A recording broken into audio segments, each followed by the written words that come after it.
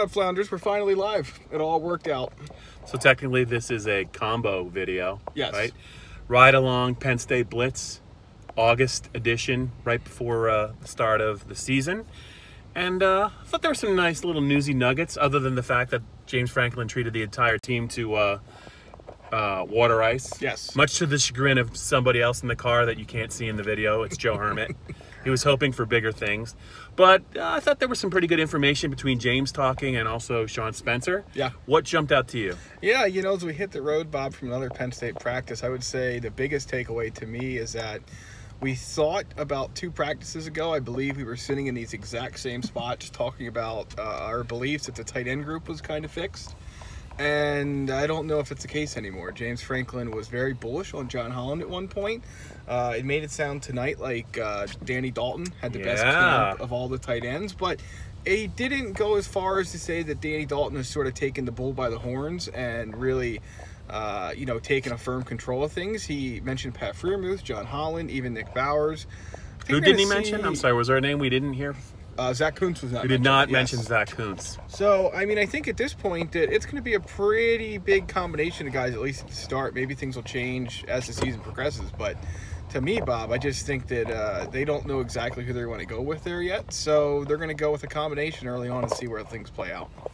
I thought it was interesting that he did say that they were ramping up Freiermuth to play this year. Yes. And to me, if you're talking about 4 tight ends, then you really don't have a tight end. You don't have a starting tight end. He's in South Florida, as far as I know. His name's Mike Gesicki, a big wide receiver that they're not going to be able to replace this year. And if we're going to talk about tight ends, probably should talk about the man in the boot. Yes. So go ahead. Oh, sure, no problem. Yeah, Tommy Stevens is, again, still in the walking boot. Was in it on Sunday at Team Photo Day. Has not shedded it for Tuesday's practice, one of the final ones of the camp season. So, yeah, I don't know. We'll wait and see. He said not to panic on social media Sunday, but he still was walking around in the boot. I mean, he's carrying crutches that he's not using, so I don't think that that's a huge deal. And, you know, it's something that at the end of the day, I would suspect that Penn State will be able to have him in action once Appalachian State gets here, but we'll see. It sure is interesting that, you know, it's the same foot that he had the boot on earlier during the spring. Yeah, so let's switch to the defensive side of the ball, because I think Sean Spencer talked about the DN group, which is missing now Torrance Brown and Ryan Buchholz for good.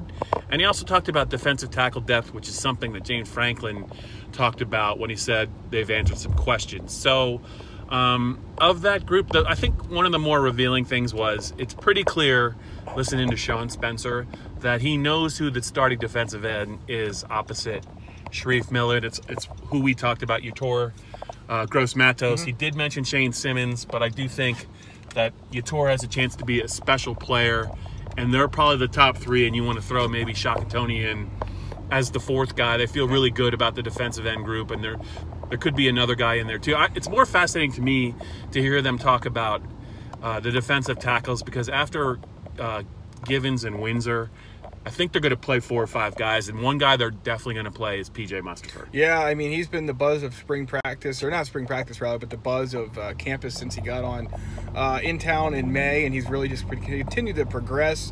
He walked around at a few of Penn State summer prospect recruiting camps and looked the part, and it hasn't changed, Bob, when he put the pads on. So, to me, you're going to see a lot of him this year. I was pretty interested in what he had to say about Damian Barber, the Harrisburg former you know, defensive end that's now moved inside. I think there's a lot of encouraging things that have been said about him, so you'll see him in there. And then obviously I thought it was interesting too toward the end of Sean Spencer's interview that he noted that, you know, Kevin Givens is a guy they can move outside, but they feel pretty good about how big Sharif and Yetur are, that they may not have to do that against some of the run-heavy teams in the Big Ten, like Iowa and like Wisconsin. Yeah, and I think Antonio Shelton is going to make his presence felt, along with Fred Hansard. If you're going to name 5 guys who maybe were going to be in the rotation to start the year, Hansard, Shelton, Mustipher, Givens, and Robert Windsor.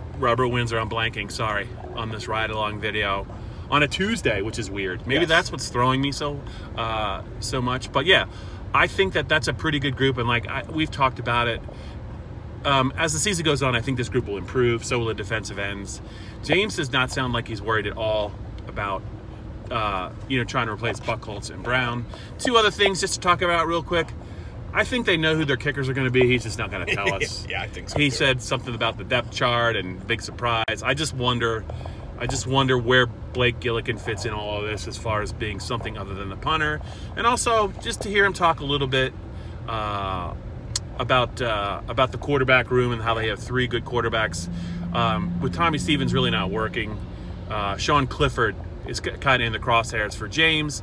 And he said he's in a very similar situation to where Tommy Stevens was in August of 2016, and maybe you can kind of elaborate on that. Yeah, he made a pretty good point about the fact that, Clifford's a guy that he was talking specifically about the 2-minute drill situations they do in practice. Said that Clifford sometimes wants to extend plays when maybe that's not the best thing to do because obviously you're trying to conserve time. And, he said Tommy Stevens used to be that guy, and now he's standing watching, obviously because he's hurt, but also because when he's healthy, he's not out there because Sean Clifford is. He's saying, okay, I get it.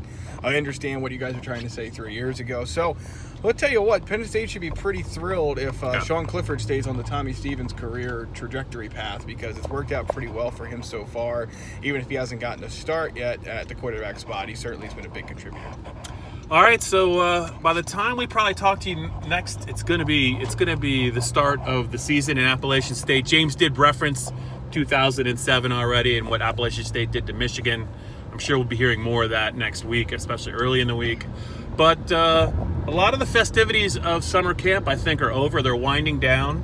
And, next week's game week, it's Appalachian State time. It's time to find out about guys like Miles Sanders. It's time to find out about guys like Micah Parsons, who absolutely destroyed Ricky Slade in a blitz pickup session today in camp. Yep.